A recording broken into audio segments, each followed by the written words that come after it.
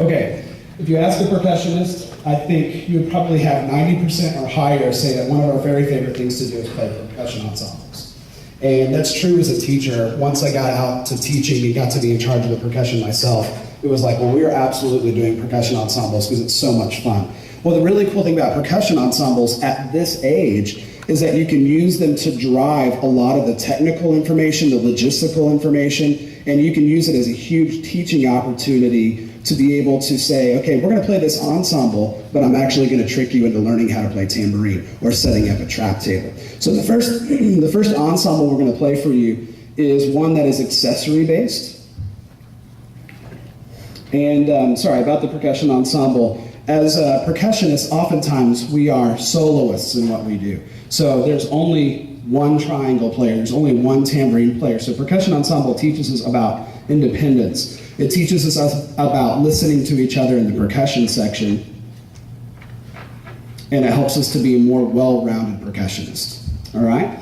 So, moving right along, here are the 4 percussion ensemble aspects we're going to throw at you today, and kind of the various why of what we're doing, all right?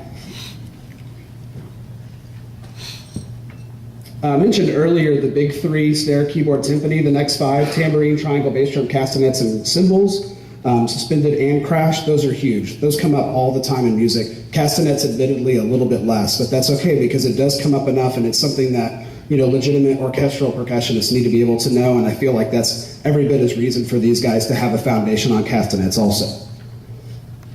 And then also you have kind of those tertiary level instruments, finger cymbals, sleigh bells, cabasa, all the fun noisemaker stuff. All right, so this is Batterie, and what you're going to see is a variety of accessory percussion being used throughout the ensemble.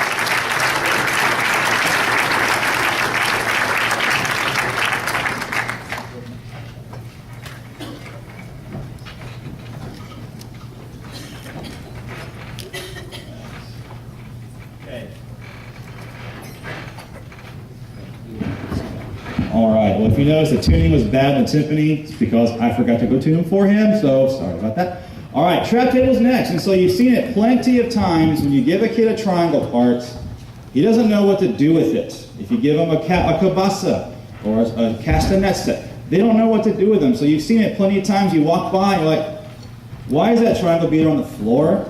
Did you think at all before you put that down? I shouldn't say that, but you know what I mean. You thought that in your head. And so we're talking about the multi-uses for a trap table. Basically, if you don't know what a trap table is, it's a flat music stand with a folded towel. They can hold your sticks, your mallets, your small instruments, whatever.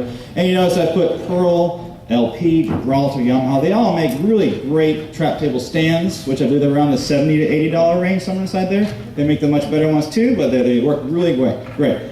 Mostly what y'all will like about it in the concert season is it gives you more of a mallet choice. Because you hate it when you're thinking, if you hear a vibraphone part, a marimba part, and you're like, you know, I really wish that was on with some softer mallets. And the kid's like, well, I don't have any. They're in my bag. Can I go look for them?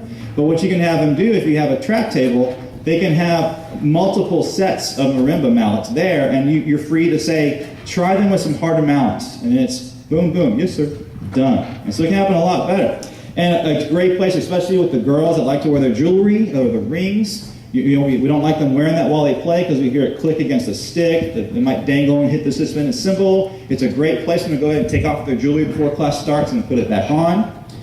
And like I said before, it just helps with instruments not being on the floor. Because I know when I was a kid, I always tell my beginner classes the first thing we do, this is the hardest thing I ever asked them to do, is to have sticks in their hands and not use them.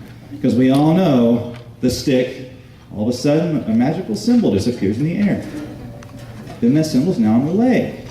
Before you know it, they're just, oh, this makes noise, and they lose control, and then they're getting in trouble again. And so, of course, if it's there, remember back in elementary school, okay, sit on your hands, boys and girls. Put the sticks out of your hands. They're there, idle hands, problem solved. You got ready, guys? One more. Take the towel. Yeah, just take that off. That's fine.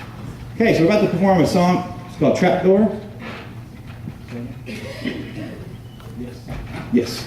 Okay, so we're going to perform a small portion of a song called Trapdoor because this ensemble forces every student to interact with their trap table several times throughout the whole song. So there's one section we're going to play for you where you can see everyone is changing sticks or changing mouths or changing instruments every 8 counts. And just to drive that point home, we're going to do it without the trap tables first. And so who are my armpit people? Where are my armpits?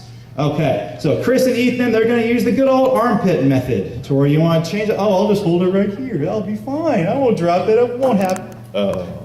Happens all the time. Who are my music stand people? Okay, we all love right in that beautiful moment where the crowd's getting quiet and then we hear all that noise and pretty much you get mad at the kid. Well, he didn't know where to put his nose. Who are my floor people? And yes, we all know somehow it makes sense to them to think, I'll just keep it on the floor. Forget that it's a $100 triangle. It's perfect right there on some tile mixed in with old trombone spit. It'll be fine. We all don't think about that. And we got the good old, I even used to do this one, I hate to admit, the pockets. Matt's over here on the pockets. For some reason it makes sense. You turn, you stab yourself in your gut or whatever, but we'll see how he does. And then Jake and Jared, they're pretty much going to be that kid that does whatever they want. So we'll see what they decide.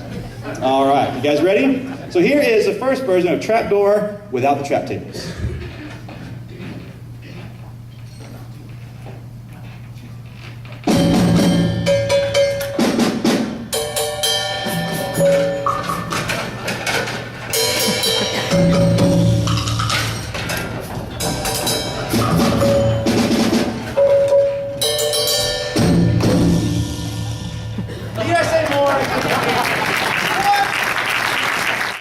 Ready? Okay, here's Trapdoor the way it should be.